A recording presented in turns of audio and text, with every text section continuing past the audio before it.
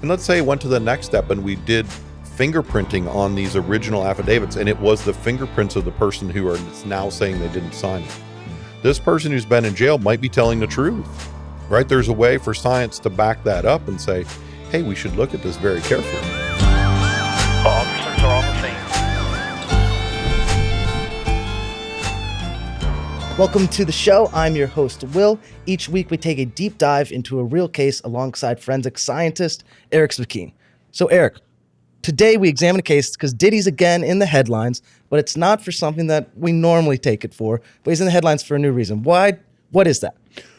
So in March, about a little over a month ago, some affidavits were filed in Detroit that make it appear as if Diddy, the prosecutor, and some Detroit police officers are all in collusion to frame someone for a crime that Diddy did do many years ago. And someone else has taken the fall and been in prison for many years because of that. Okay, so there's a guy in prison saying that all of these people who handled this case are basically corrupt, and now he has the evidence to prove that.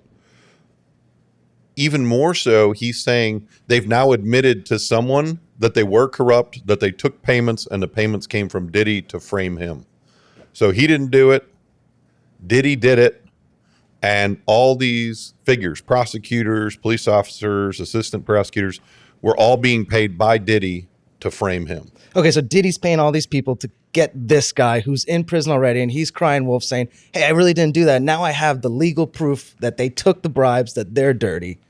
That's what's going on. Exactly. And these documents show they admitted it. Okay, so how do you get called into a case like this? And what is the case? Like, how do we figure out all the science behind all this?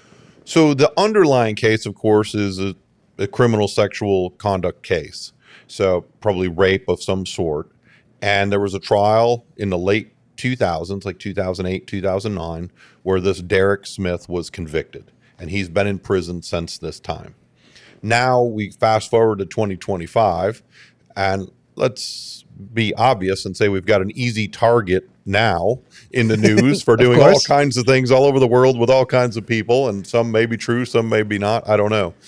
But you've definitely got an easy target and a scapegoat in Diddy.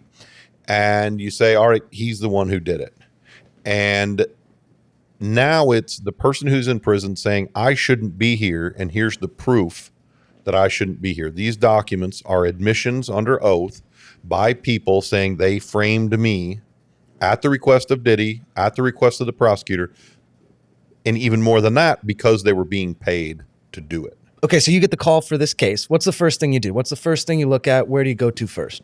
So the first thing is to get the affidavits that were filed. So these are just documents that contain a signature at the end. So it's a bunch of paragraphs saying, my name is this, I did that. And then they sign it at the end under oath. So it's the same as giving testimony live in court to a judge. It'd be perjury if it's not. Same sort of thing. And I had a series of affidavits that were filed. So some were filed by the assistant prosecutor, some by a former Detroit police officer who was the investigating police officer at the time, and then they're notarized by various people. So I get the documents or copies of the documents to examine, saying, is there anything about these documents in and of itself that looks strange? Okay. And having examined thousands of documents in the past, you can get generally in the right direction very quickly as to what might or might not have happened, especially if a document was phonied up. Okay, so when you look in handwriting, what sort of things matter? So in handwriting, everyone has a natural variation in handwriting. So when you sign your name, it's never exactly the same way twice, but generally it's going to have consistent and repeatable habits that look similar. Same with writing. If you were to write out a sentence or a paragraph, it's going to be consistent and repeatable by a normal adult anyway, but not exactly the same. They're not going to lay one on top of the other. The better writer you are, typically the more consistent it's going to be. Makes sense. And some people have more variation. The idea, though, is that no one writes it exactly the same way twice. And everyone changes from the copybook style. So we're all taught a copybook style back in second, third grade. I don't know about cursive anymore. But we're all taught to write a certain way, but we all deviate from that as time goes on. And you'll see a lot of mix between printing and cursive. You'll see a lot of unique characters. That's the individuality that makes it identifiable.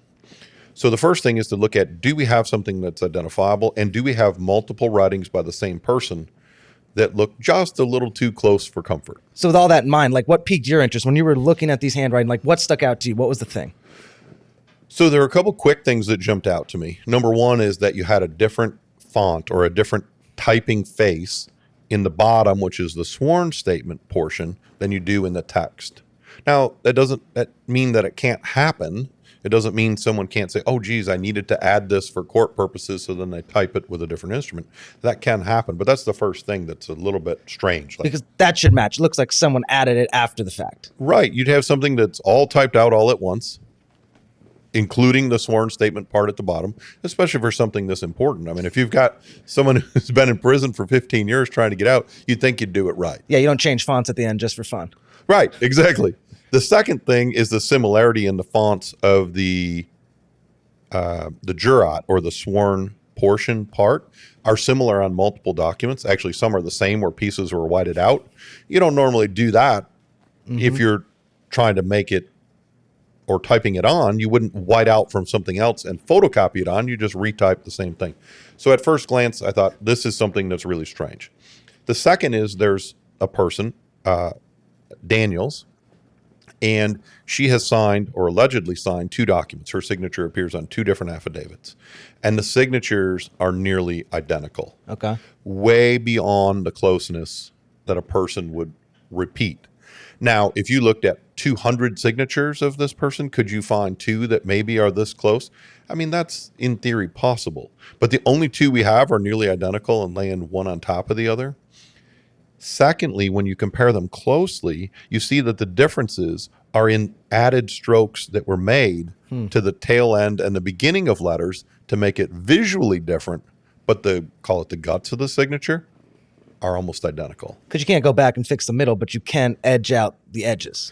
Is that what Exactly. you're saying? Okay. You retouch at the beginning and the end, and it's like, oh, well, that S looks different because look, the staff goes all the way down and the other one doesn't, or goes all the way to the left and this one doesn't.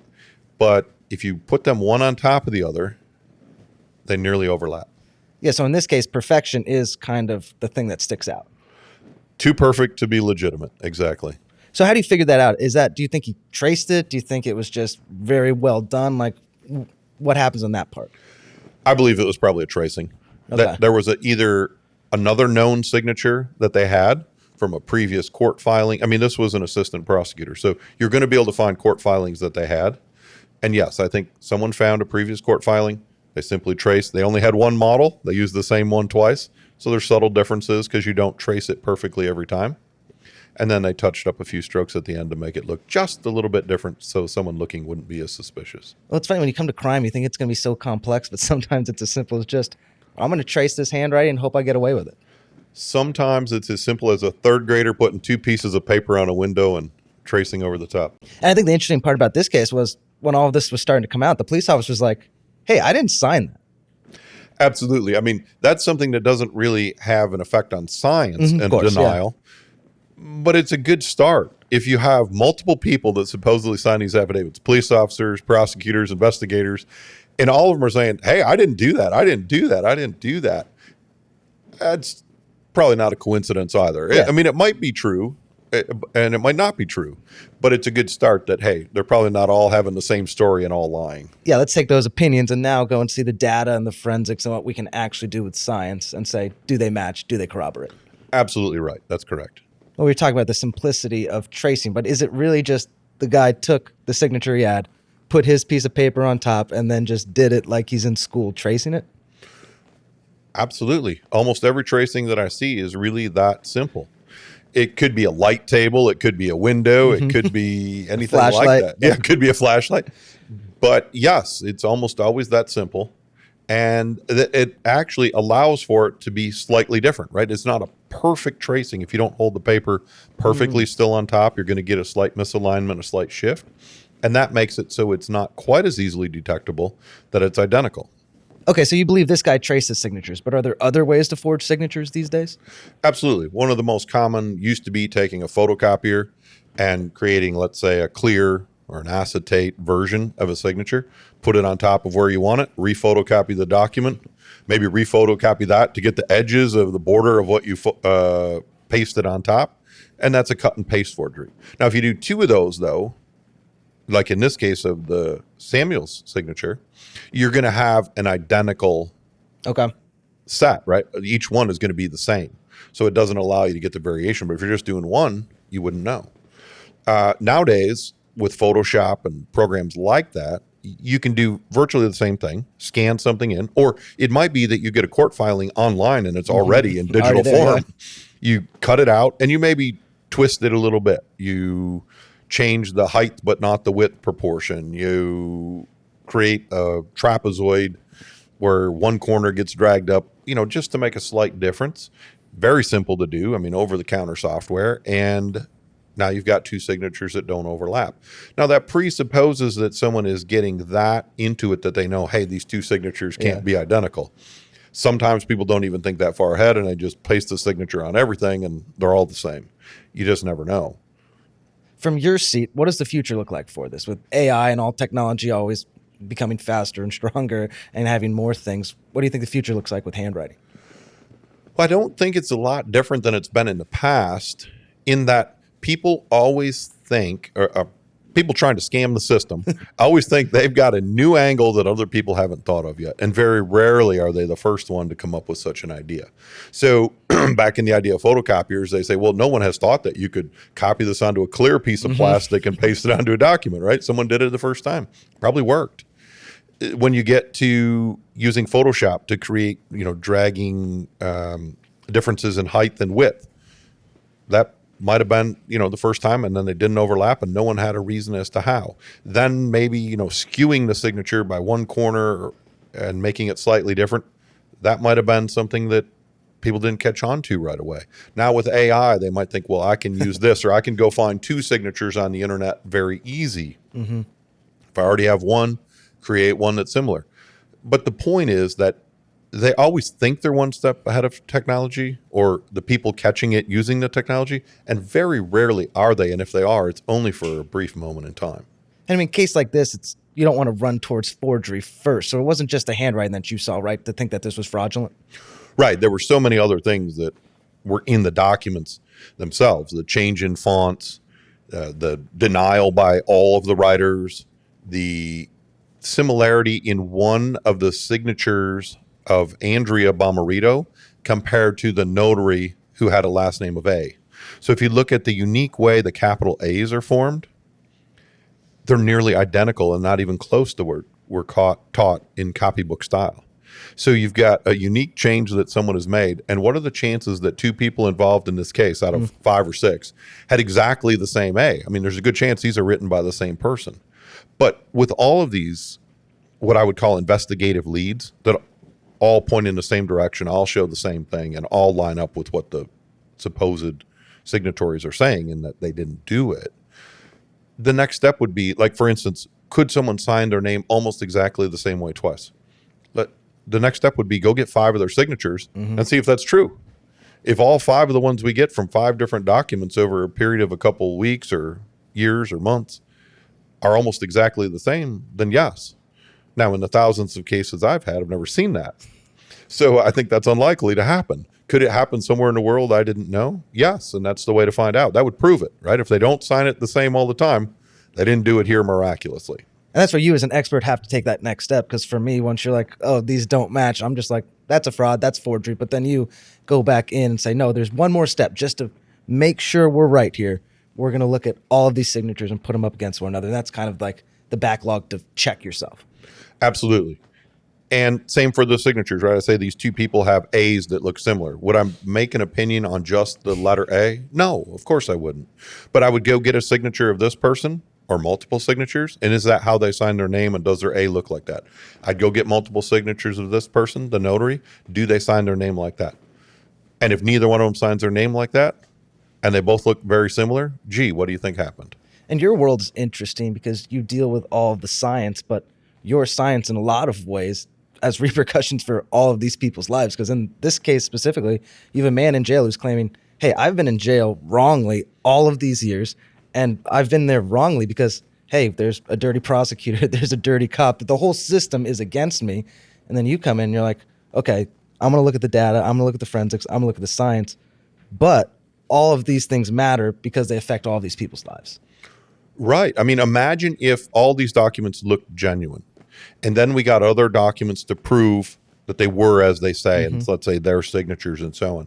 And let's say it went to the next step and we did fingerprinting on these original affidavits, and it was the fingerprints of the person who are now saying they didn't sign it. This person who's been in jail might be telling the truth, right? There's a way for science to back that up and say, hey, we should look at this very carefully. So highly significant if it were true. When it's not true and he's trying to, Of course. help himself, but in the meantime, ruin the lives of prosecutors, assistant prosecutors, investigators, police officers, and all the other people involved in this case that had to do with the prosecution many years ago.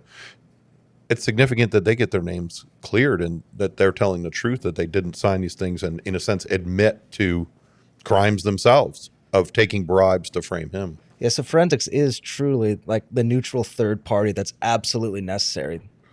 Absolutely, in so many instances. Of course, it's not an application in every single case, but in so many cases, you wouldn't think that you would have a CSC case or a rape case that comes down to the signature on a document. Of course, yeah. But it has a lot to do with it at times. And this is one of those cases. Yeah, it's really interesting. And this is a reminder, especially for this case, because it could have turned out to be a unlawful detainment of somebody in prison, a special prosecutor who is not good at their jobs, or a cop was inefficient, or whatever it is, where forensics is actually very helpful to say, okay, level the playing field. Let's look at this honestly and see who's right and wrong. Absolutely. I mean, that's the whole idea. Both people, both sides of the story have a fair look. Science sorts it out as to which side is correct and where the evidence points. And then it's always up to a judge or a jury to decide, does the evidence prove this or prove that or not prove this, and so on. But clearly, it's not designed to point the finger at anyone. It's not designed to point the finger at a governmental side and say, oh, you did something wrong, or a defendant side saying, oh, it must have been you that did something wrong. The evidence falls independently, and then it happens to, generally anyway, happens to align with one side or the other, that it means that someone did do something or someone didn't do something. So in the end, what happened with this case? Is Derek Smith still in jail? As far as I know, Derek Smith is still in jail. The affidavits are no longer on the court website as filed, in other words, so that they look legitimate or have some sort of aura of legitimacy to them. And I haven't heard anything more in the last month on anything happening from these or further work even being required or necessary to sort this one out. So in this case only, and very specifically can we say that, we can say that Diddy did not do it. I think this case we can say Diddy didn't do it. Thanks for watching the show. Join us next time as we go deep into another case.